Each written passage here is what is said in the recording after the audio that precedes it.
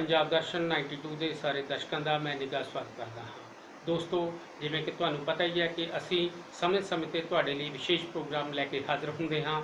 ਅੱਜ ਵੀ ਤੁਹਾਡੇ ਲਈ ਇੱਕ ਵਿਸ਼ੇਸ਼ ਪ੍ਰੋਗਰਾਮ ਲੈ ਕੇ ਹਾਜ਼ਰ ਹੋਏ ਹਾਂ, ਜਿਸ ਦਾ ਵਿਸ਼ਾ ਹੈ ਭਾਈ ਕਨ੍ਹਈਆ ਜੀ, ਰੈੱਡ ਕਰਾਸ ਸੁਸਾਇਟੀ ਅਤੇ ਅੰਤਰਰਾਸ਼ਟਰੀ ਮਾਨਵਤਾ ਕਾਨੂੰਨ।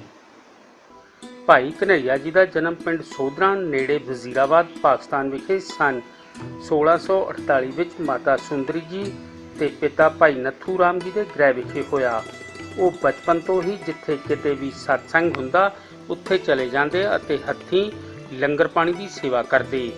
ਆਪ ਵਜ਼ੀਰਾਬਾਦ ਦੇ ਰਹਿਣ ਵਾਲੇ ਗੁਰੂ ਘਰ ਦੇ ਇੱਕ ਸਿੱਖ ਭਾਈ ਨਨੂਆ ਜੀ ਦੇ ਸੰਪਰਕ 'ਚ ਆਏ ਤਾਂ ਗੁਰਬਾਣੀ ਪ੍ਰੇਮ, ਸਿੱਖੀ, ਸਿਦਕ ਤੇ ਪ੍ਰਮਾਤਮਾ ਪ੍ਰਾਪਤੀ ਲਈ ਤੜਪ ਪ੍ਰਚੰਡ ਹੋਈ ਤੇ ਆਪ ਗੁਰੂ ਤੇਗ ਬਹਾਦਰ ਜੀ ਦੇ ਚਰਨੀ ਲੱਗ ਕੇ ਅਨੰਦਪੁਰ ਸਾਹਿਬ ਵਿਖੇ ਗੁਰੂ ਘਰ ਦੀ ਸੇਵਾ ਕਰਨ ਲੱਗੇ। ਸ਼੍ਰੀ ਗੁਰੂ ਗੋਬਿੰਦ ਸਿੰਘ ਜੀ ਵੱਲੋਂ ਜ਼ੁਲਮ ਦੇ ਖਿਲਾਫ ਤੇ ਗਰੀਬ ਮਜ਼ਲੂਮਾਂ ਦੀ ਰੱਖਿਆ ਲਈ ਜਦ ਯੁੱਧ ਕੀਤੇ ਜਾ ਰਹੇ ਸਨ ਤਾਂ ਇੱਕ ਅਹਿਮ ਘਟਨਾ ਵਾਪਰੀ। ਇਸ ਘਟਨਾ ਦਾ ਗੁਰੂ ਸਾਹਿਬਾਨ ਦੇ ਦਸਾਏ ਸਰਬ ਸਾਂਝੀ ਵਾਲਤਾ, ਸਰਬੱਤ ਦੇ ਭਲੇ, ਪਰਉਪਕਾਰ ਤੇ ਮਾਨਵ ਸੇਵਾ ਦੀ ਅਲੌਕਿਕ ਕਦਰਾਂ ਕੀਮਤਾਂ ਨਾਲ ਗੂੜਾ ਸੰਬੰਧ ਹੈ।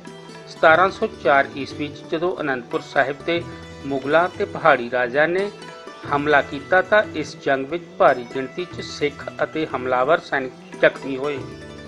ਜ਼ਖਮੀ ਯੋਧਿਆਂ ਨੂੰ ਪਿਆਸ ਨਾਲ ਤੜਫਦੇ ਦੇਖ ਭਾਈ ਕਨ੍ਹਈਆ ਜੀ ਦਾ ਮਨ ਪਸੀਜ ਗਿਆ ਤੇ ਉਹਨਾਂ ਨੇ ਬਿਨਾਂ ਭੇਦਭਾਵ ਦੋਵਾਂ ਧਿਰਾਂ ਦੇ ਜ਼ਖਮੀਆਂ ਨੂੰ ਜਲ ਛਕਾਉਣਾ ਸ਼ੁਰੂ ਕਰ ਦਿੱਤਾ। ਦੁਸ਼ਮਣ ਦਲ ਦੇ ਜ਼ਖਮੀਆਂ ਨੂੰ ਜਲ ਛਕਾਉਂਦੇ ਵੇਖ ਕੇ ਕੁਝ ਸਿੰਘਾਂ ਨੇ ਗੁਰੂ ਜੀ ਦੇ ਕੋਲ ਸ਼ਿਕਾਇਤ ਕੀਤੀ।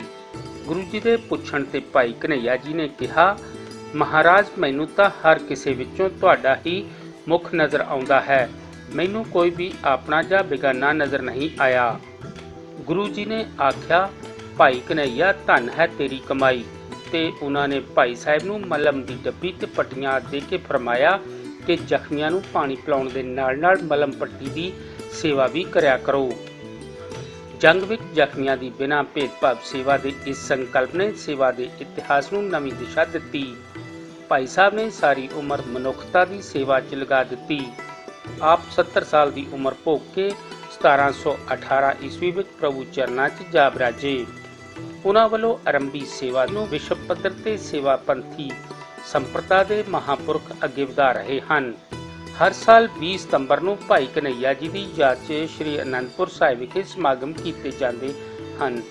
ਕਈ ਅਜਿਹੀਆਂ ਘਟਨਾਵਾਂ ਵਾਪਰਦੀਆਂ ਹਨ ਜੋ ਵਿਸ਼ਵ ਭਾਈਚਾਰੇ ਦੀ ਭਲਾਈ ਲਈ ਕਾਰਗਰ ਸਿੱਧ ਹੋ ਸਕਦੀਆਂ ਹਨ, ਪਰ ਕਿਸੇ ਕਾਰਨ ਇਤਿਹਾਸ ਦੇ ਪੰਨਿਆਂ ਤੱਕ ਹੀ ਸੀਮਤ ਹੋ ਕੇ ਰਹਿ ਜਾਂਦੀਆਂ ਹਨ। ਜੇਕਰ ਸਰਬ ਸਾਂਝੀਵਾਲਤਾ, ਸਰਬੱਤ ਦੇ ਭਲੇ ਤੇ ਵਿਸ਼ਵ ਸ਼ਾਂਤੀ ਲਈ ਇਹਨਾਂ ਨੂੰ ਲੋਕਾਂ ਤੱਕ ਪਹੁੰਚਾਇਆ ਜਾਵੇ ਤਾਂ ਇਹ ਸਮੁੱਚੀ ਮਨੁੱਖਤਾ ਦੀ ਭਲਾਈ ਲਈ ਮਦਦਗਾਰ ਹੋ ਸਕਦੀਆਂ ਹਨ। ਇਤਿਹਾਸ ਦੀ ਇਹ ਇੱਕ ਘਟਨਾ ਜੋ ਵਿਸ਼ਵ ਭਰ 'ਚ ਮਾਨਵ ਸੇਵਾ ਲਈ ਮੀਲ ਪੱਥਰ ਸਿੱਧ ਹੋਈ, ਉਹ ਹੈ ਰੈੱਡ ਕਰਾਸ ਦੀ ਸਥਾਪਨਾ। 1859 ਵਿੱਚ ਸਕਾਟਲੈਂਡ ਨਿਵਾਸੀ ਸਰ ਹੈਨਰੀ ਡਿਊਨਾ ਵੱਲੋਂ ਜੰਗ 'ਚ ਜ਼ਖਮੀ ਯੋਧਿਆਂ ਦੀ ਬਿਨਾਂ ਭੇਦਭਾਵ ਸੇਵਾ ਕਰਨ ਤੋਂ ਰੈੱਡ ਕਰਾਸ ਦਾ ਜਨਮ ਹੋਇਆ। ਸਰ ਹੈਨਰੀ ਡਿਊਨਾ ਨੇ ਸੈਫਰੀਨੋ ਦੀ ਜੰਗ 'ਚ ਜ਼ਖਮੀਆਂ ਦੀ ਹਾਲਤ ਵੇਖ ਕੇ ਕਿਤਾਬ ਦੀ ਮੈਮਰੀ ਆਫ ਸੈਫਰੀਨੋ ਲਿਖੀ, ਜਿਸ 'ਚ ਉਹਨਾਂ ਨੇ ਸੁਝਾਅ ਦਿੱਤਾ ਕਿ ਜੰਗ 'ਚ ਜ਼ਖਮੀ ਹੋਏ ਯੋਧਿਆਂ ਨੂੰ ਬਿਨਾਂ ਭੇਦਭਾਵ ਮੁੱਢਲੀ ਡਾਕਟਰੀ ਸਹਾਇਤਾ ਪ੍ਰਦਾਨ ਕੀਤੀ ਜਾਵੇ। ਉਹਨਾਂ ਦੇ ਸੁਝਾਵਾਂ ਦੀ ਲੋਕਾਂ ਨੇ ਸ਼ਲਾਘਾ ਕੀਤੀ ਤੇ ਸਵਿਟਜ਼ਰਲੈਂਡ ਸਰਕਾਰ ਨੇ ਉਹਨਾਂ ਦੇ ਸੁਝਾਵਾਂ ਨੂੰ ਅੱਗੇ ਵਧਾਉਣ ਦਾ ਉਪਰਾਲਾ ਕੀਤਾ। ਇਸ ਸੰਬੰਧੀ ਕੁਝ ਮੁਲਕਾਂ ਦੀ ਕਾਨਫਰੰਸ ਜਨੇਵਾ ਵਿਖੇ 1864 'ਚ ਹੋਈ ਅਤੇ ਇਹਨਾਂ ਦੇਸ਼ਾਂ ਨੇ ਵੀ ਸਰ ਹੈਨਰੀ ਦੇ ਸੁਝਾਵਾਂ ਦੀ ਸ਼ਲਾਘਾ ਕੀਤੀ। ਬਾਅਦ ਵਿੱਚ ਜਨੇਵਾ ਸੰਧੀਆਂ ਹੀ ਅੰਤਰਰਾਸ਼ਟਰੀ ਰੈੱਡ ਕਰਾਸ ਦਾ ਮੂਲ ਸਿਧਾਂਤ ਬਣੀਆਂ। ਰੈੱਡ ਕਰਾਸ ਦੀ ਸਥਾਪਨਾ ਪਿੱਛੇ ਜੋ ਮੂਲ ਸਿਧਾਂਤ ਹੈ ਉਹ 1704 ਈਸਵੀ ਨੂੰ ਰੈੱਡ ਕਰਾਸ ਦੀ ਸਥਾਪਨਾ ਤੋਂ ਕਰੀਬ ਪੌਣੇ 200 ਸਾਲ ਪਹਿਲਾਂ ਭਾਰਤ ਵਿੱਚ ਸ੍ਰੀ ਅਨੰਦਪੁਰ ਸਾਹਿਬ ਵਿਖੇ ਨਾ ਕੋ ਬੈਰੀ ਨਾ ਹੀ ਬਗਾਨਾ, ਸਗਲ ਸੰਗ ਹਮਕੋ ਬਨਿਆਈ ਅਤੇ ਮਾਨਸ ਕੀ ਜਾਤ ਸਭੇ ਏਕੋ ਪਹਿਚਾਨਵੋ ਦੇ ਮਹਾਨ ਮਨੁੱਖਤਾਵਾਦੀ ਆਦਰਸ਼ ਅਨੁਸਾਰ ਅਮਲੀ ਰੂਪ 'ਚ ਪ੍ਰਗਟ ਹੋਇਆ ਸੀ। ਭਾਈ ਕਨ੍ਹਈਆ ਜੀ ਨੇ ਇਹ ਮਹਾਨ ਕਾਰਜ ਆਰੰਭ ਕੀਤਾ ਸੀ। ਜਨੇਵਾ ਸੰਧੀਆਂ ਤੇ ਅੰਤਰਰਾਸ਼ਟਰੀ ਮਾਨਵਤਾ ਕਾਨੂੰਨ, ਜਿਸ ਤਹਿਤ ਅੰਤਰਰਾਸ਼ਟਰੀ ਰੈੱਡ ਕਰਾਸ ਕ੍ਰੀਸੈਂਟ ਸੇਵਾ ਕਰ ਰਹੀ ਹੈ, ਉਸ ਵਿੱਚ ਜੰਗ ਵਿੱਚ ਜ਼ਖਮੀ ਹੋਇਆਂ ਦੀ ਨਿਰਪੱਖ ਸੇਵਾ ਕਰਨ ਸੰਬੰਧੀ ਹਦਾਇਤਾਂ ਦਰਜ ਹਨ। ਸਵਿਟਜ਼ਰਲੈਂਡ ਸਰਕਾਰ ਨੇ ਸਰ ਹੈਨਰੀ ਡਿਊਨਾ ਦੇ ਸੁਝਾਵਾਂ ਨੂੰ ਦੁਨੀਆ ਦੇ 186 ਦੇਸ਼ਾਂ 'ਚ ਪ੍ਰਚਾਰਿਆ ਤੇ ਅੱਜ ਲੱਖਾਂ ਲੋਕ ਇਸ ਨਾਲ ਜੁੜੇ ਹਨ। ਭਾਰਤ 'ਚ ਇਸ ਸੰਸਥਾ ਨੇ 1920 ਵਿੱਚ ਸੇਵਾ ਆਰੰਭ ਕੀਤੀ, ਪਰੰਤੂ ਭਾਈ ਕਨ੍ਹਈਆ ਜੀ ਵੱਲੋਂ ਕੀਤੀ ਗਈ ਮਹਾਨ ਸੇਵਾ ਸਾਡੀ ਅਣਗਹਿਲੀ ਕਾਰਨ ਇਤਿਹਾਸ ਦੇ ਪੰਨਿਆਂ ਤੱਕ ਸੀਮਤ ਹੋ ਕੇ ਰਹਿ ਗਈ। ਸ਼੍ਰੀ ਗੁਰੂ ਗੋਬਿੰਦ ਸਿੰਘ ਜੀ ਵੱਲੋਂ ਭਾਈ ਕਨ੍ਹਈਆ ਜੀ ਨੂੰ ਬਖਸ਼ੀ ਸੇਵਾ, ਰੈੱਡ ਕਰਾਸ ਸੇਵਾ ਦਾ ਆਰੰਭ ਤੇ ਅੰਤਰਰਾਸ਼ਟਰੀ ਮਾਨਵਤਾ ਕਾਨੂੰਨ ਦਾ ਮੁੱਖ ਉਦੇਸ਼ ਜੰਗ ਦੇ ਭਿਆਨਕ ਨਤੀਜਿਆਂ ਤੋਂ ਦੁਨੀਆ ਨੂੰ ਬਚਾਉਣਾ ਤੇ ਜੰਗੀ ਜ਼ਖਮੀਆਂ ਦੀ ਭੇਦਭਾਵ ਤੋਂ ਰਹਿਤ ਸੇਵਾ ਕਰਦਿਆਂ ਵਿਸ਼ਵ 'ਚ ਸ਼ਾਂਤੀ ਸਥਾਪਿਤ ਕਰਨਾ ਹੈ।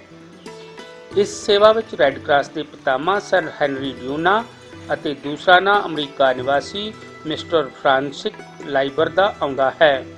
ਨਾਈਟਿੰਗੇਲ ਵੱਲੋਂ ਕੀਤੀ ਸੇਵਾ ਦਾ ਜ਼ਿਕਰ ਹੈ, ਪਰ ਭਾਈ ਕਨ੍ਹਈਆ ਜੀ ਦੀ ਸੇਵਾ ਦਾ ਜ਼ਿਕਰ ਕਿਤੇ ਵੀ ਨਹੀਂ ਹੈ। ਲੰਬੇ ਸਮੇਂ ਤੋਂ ਉਪਰਾਲੇ ਕੀਤੇ ਜਾ ਰਹੇ ਹਨ ਕਿ ਭਾਈ ਕਨ੍ਹਈਆ ਜੀ ਦੀ ਸੇਵਾ ਨੂੰ ਵਿਸ਼ਵ ਵਿਆਪੀ ਬਣਾਇਆ ਜਾਵੇ ਤੇ ਇਸ ਮਹਾਨ ਸੇਵਾ ਨੂੰ ਅੰਤਰਰਾਸ਼ਟਰੀ ਪੱਧਰ ਤੇ ਸੇਵਾ ਸੰਬੰਧੀ ਲਿਟਰੇਚਰ 'ਚ ਦਰਜ ਕਰਵਾਇਆ ਜਾਵੇ। ਇਸ ਨਾਲ ਵਿਸ਼ਵ ਸ਼ਾਂਤੀ ਦੇ ਕਾਰਜਾਂ ਨੂੰ ਹੋਰ ਮਜ਼ਬੂਤੀ ਮਿਲੇਗੀ। ਸਾਨੂੰ ਉਮੀਦ ਹੈ ਕਿ ਤੁਹਾਨੂੰ ਇਹ ਪ੍ਰੋਗਰਾਮ ਪਸੰਦ ਆਇਆ ਹੋਵੇਗਾ। ਤੁਸੀਂ ਇਸ ਪ੍ਰੋਗਰਾਮ ਨੂੰ ਲਾਈਕ ਕਰਨਾ, ਸ਼ੇਅਰ ਕਰਨਾ ਅਤੇ ਸਾਡੇ ਇਸ ਚੈਨਲ ਨੂੰ ਸਬਸਕ੍ਰਾਈਬ ਕਰਨਾ ਨਾ ਭੁੱਲਣਾ।